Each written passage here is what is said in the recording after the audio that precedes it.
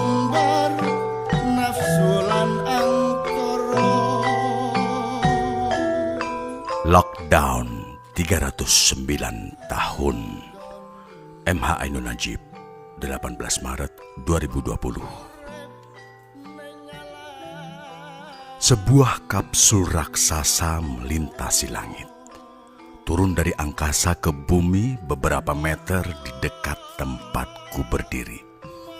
Karena tidak ada border imigrasi di angkasa dan keberadaannya tidak terdeteksi oleh menara bandara, la tudrikuhul absar, maka kapsul dari langit ini bisa langsung mendarat. Saya ketakutan dan spontan akan melarikan diri, tetapi kaki saya tak bisa diangkat.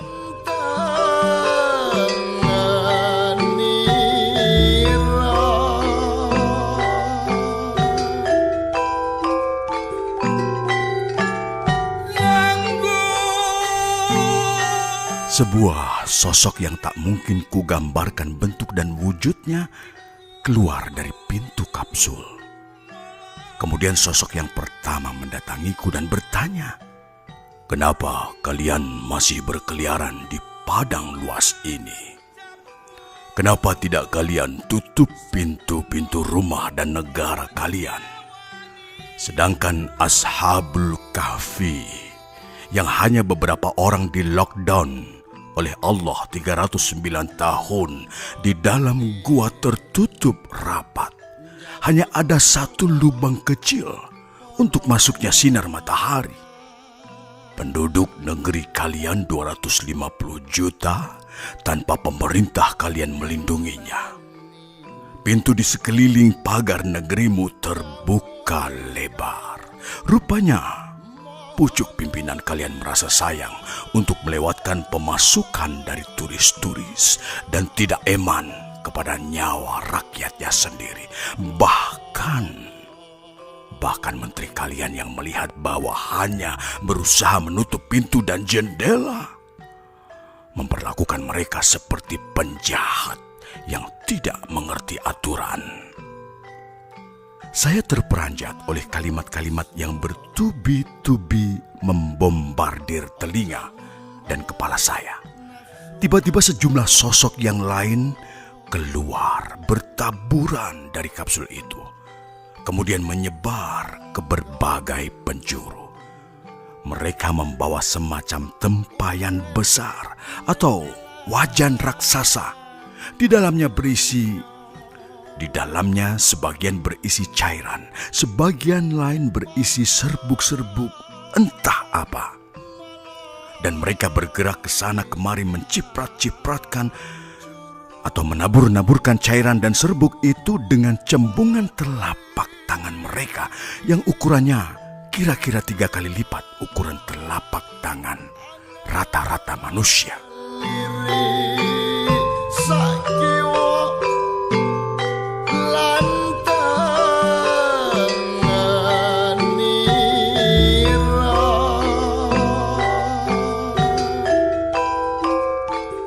Cairan dan serbuk untuk apa yang ditabur-taburkan itu, Baginda? Saya menggunakan kata Baginda karena tidak mungkin pakai Pak, Om, atau Mister. Beliau, yang saya tidak tahu siapa, menjawab, "Fungsinya berjodoh dengan isi hati dan muatan pikiran kalian masing-masing. Cairan dan serbuk itu bisa menjadi racun atau bisa juga menjadi penawar racun." Berkenankah panjenengan memperpanjang kata untuk menjelaskan hal yang belum benar-benar saya pahami? Beliau sabar menjawab.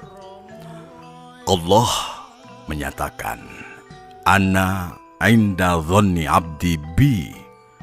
Aku bersemayam di dalam prasangka hambaku atasku. Kalau engkau pergi ke keramaian manusia memakai masker karena berprasangka akan bertemu dengan orang yang engkau takut ditulari penyakit olehnya, maka Allah membuka kemungkinan bahwa terdapat orang dari kerumunan itu yang berpenyakit. Tapi kalau engkau memakai masker dengan kerendahan hati dan takut orang lain yang berkerumun tertulari penyakit yang kau bawa. Maka Allah menghormati tawadumu dan sikap bisoru mangsamu dengan membebaskan kalian semua dari penyakit yang kalian takutkan. Singkat kata, segala yang akan menimpa kalian pada hakikatnya berasal dari diri kalian sendiri. Sekarang tinggal kalian pilih tawadu atau takabur. Sadar bahwa manusia sangat tidak berdaya, atau teruslah merasa hebat sehingga lalai, bodoh, dan GR merasa aman-aman saja sebagaimana sikap mental pemerintah kalian. Pati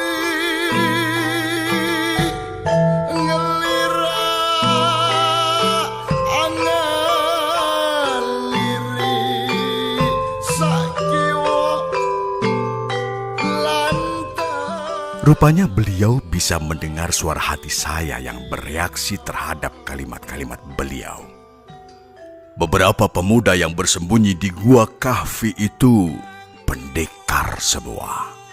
Ilmu pertahanan diri mereka mumpuni, ilmu pertarungan mereka canggih, olah senjata mereka tingkat tinggi, tapi Allah menyembunyikan mereka di dalam gua yang semua orang menyangka itu adalah sarang anjing, sehingga tak ada yang memasukinya. Sebab di mulut gua itu ada terjurai 2 kaki anjing khitmir atau rokin. Negeri kalian malah membuka pintu gua, padahal serbuk yang menebar itu berkapasitas 14 deret ukur. Kalian memang bangsa yang sok hebat, tidak belajar afdoliyah atau akdamiah masalah, tidak mengerti skala prioritas, atau pemimpin dan pengelola negeri kalian memang dungu.